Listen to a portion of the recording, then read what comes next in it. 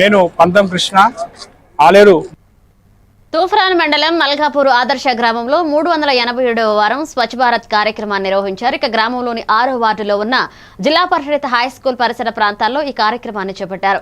2010-11 సంవత్సరానికి చెందిన పూర్వ విద్యార్థులు స్వచ్ఛ భారత్ కార్యక్రమంలో పాల్గొని శ్రమదానం చేశారు. చెత్తా చెదారం, పిచ్చి మొక్కలు, ప్లాస్టిక్ వ్యర్థాలను తొలగించి చీపురలతో పరిసరాలను శుభ్రం చేశారు. ప్రతి ఆదివారం గ్రామంలో 2 గంటల పాటు స్వచ్ఛ భారత్ కార్యక్రమాన్ని కొనసాగిస్తున్నామని సర్పంచ్ పంజాల ఆంజనేయులు గౌడ్ తెలిపారు. ఈ కార్యక్రమంలో సర్పంచ్ తో పాటుగా ఉప సర్పంచ్ స్వామి, వార్డు సభ్యులు, పంచాయతీ సిబ్బంది, యువత పాల్గొన్నారు.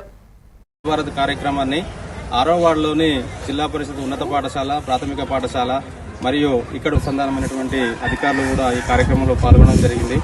ప్రతి ఆదివారం నిర్వహించే కార్యక్రమంలో మేకింగ్ యువతతో పాటు మరి పంచాయతీ సిబ్బంది ప్రతి ఒక్కరూ కూడా ఈ కార్యక్రమాన్ని పార్టిసిపేట్ చేయడం జరుగుతుంది.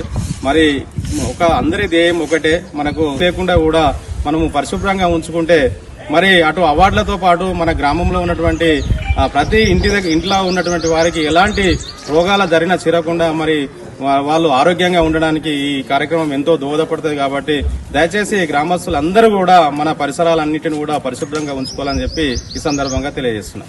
అందరికీ నమస్కారం.